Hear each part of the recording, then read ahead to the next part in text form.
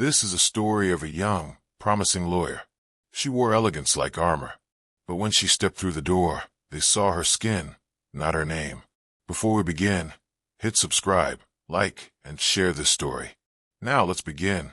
She walked confidently until a colleague blocked her path.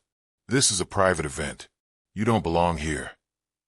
She smiled, because in 5 minutes, she'd own the room they tried to keep her out of. Her name? Zaria Mitchell. 24, fresh out of law school. Brilliant, polished, quietly fierce.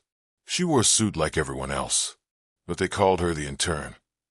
Her first week at Brookwell and Myers, one of Chicago's top law firms. Skyscrapers, espresso machines, and an unspoken rule. Know your place. Zaria came early, stayed late, read every case file twice. But every time she spoke in a meeting, someone talked over her.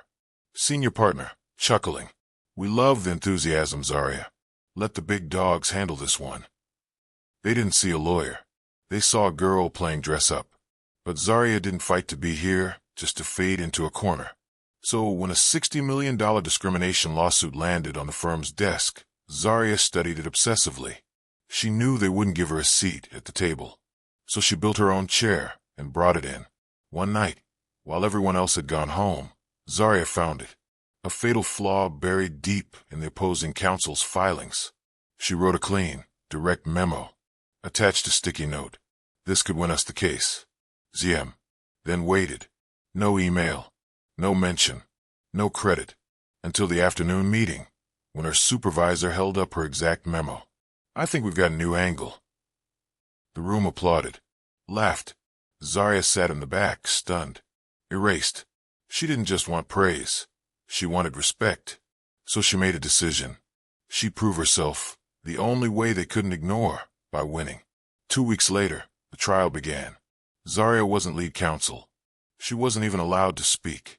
But she sat 2 rows back, watching, learning, calculating. Then on day 3, the firm's lead lawyer collapsed mid-questioning. Chaos. Recess. The judge. We resume in 1 hour. Or we move on without your firm. Every eye turned to Zaria, the only one who knew the case inside out. Senior partner nervous. This is huge. We can't afford mistakes. Zaria, then you should have let me speak weeks ago. She walked into that courtroom like it was built for her. Calm, sharp, unshakable. For 30 minutes, she dismantled the opposition. Even the judge leaned forward. When she finished, the room was silent. Stunned. 3 days later, verdict, they won. Unanimously. Clients cried. Partners cheered. But no one said her name. Later, at the press conference, cameras flashing, champagne pouring, a reporter asked, "Who argued the case on day 3? The senior partner looked at Zaria, then turned back. "That would be me." Zaria's jaw clenched. But she didn't speak, because she didn't need to. She had everything recorded. The strategy sessions. Her memo. His exact words.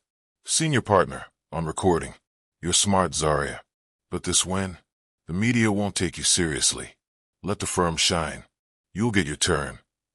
She compiled every receipt, then emailed the firm's board, ethics committee, and 2 journalists she trusted. The fallout? Immediate. Firm HR called. "Please don't talk to the press. We're investigating." Too late. Social media lit up. Hashtag Justice for Zaria trended. Signs outside their office read, "Give Zaria her credit. Fire the thief in the suit." And then came the call. "Zaria, this is Judge Hamilton. I saw what you did. I'd like to meet." They met quietly. Judge Hamilton smiled. "They tried to erase you, but you were unforgettable." Then slid a card across the table. "Ever considered the federal bench track?" Zaria. "Wait. Me. Exactly you." Meanwhile, Brookwell spiraled. 3 partners resigned. A viral thread exposed other women, black and brown, also silenced. Zaria didn't stop there. With help from allies and a former client, she launched something bold. Her first LinkedIn post went viral. "They tried to silence me. Now I give voice to every young professional they tried to bury." Messages poured in. "Can I intern with you? You're giving me hope. Please help with my case. Zarya had become the very thing they feared, undeniable. 2 weeks later, she walked back into Brookwell and Myers, not as an employee, but as opposing counsel. When her old boss saw her, he froze. Zarya, I see you finally remember my name. But just when Zarya thought it was over, package arrived. No return address. Inside, a flash drive. A note. You exposed them, but you haven't stopped them. She plugged it in. Sealed court documents. Payoffs. Buried settlements. Zarya stunned. They knew. All of it. The next day, her inbox flooded. Old tweets resurfaced. Misquotes. Rumors. A blog headline. Rogue intern crashes courtroom to steal glory. They'd launched a full-on smear campaign. Private investigators. Crisis PR. Trying to discredit her before trial. Then came a message from a block number. They're lying. Attached. A leaked internal memo. A senior partner admitting. They stole Zarya's work. Planned to erase her. Called her a media risk. And one name came up, Kayla Warren. A quiet junior associate. Same year as Zarya. Always watching. They'd never been close. But Kayla had seen it all. Zarya reached out. The next day, a plain envelope arrived. Another flash drive. Another note. They're planning something worse. She plugged it in.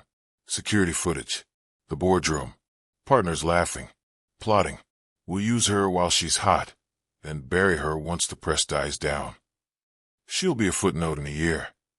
No one takes a 24-year-old black girl seriously in court. This wasn't accidental. It was a strategy. A system. Zarya was ready to expose them. Until the next morning. Breaking news. Whistleblower accused of lying for clout. A press leak twisted her entire story. A reporter showed up at her door. Zarya, are you using race to manipulate public opinion? She didn't blink. No, I'm using the truth to dismantle a lie. That night, Kayla appeared at her door. Breathless. Shaking. You were right. I've been watching them. They're not done. The trial isn't the end, it's just the beginning. She handed Zarya a final flash drive. One sentence on screen. You weren't supposed to win. Zarya's breath caught. Was this a threat? A warning? A secret someone buried? One thing was certain. She was no longer just fighting for respect. She was fighting to survive. Red Square to be continued in Part 3.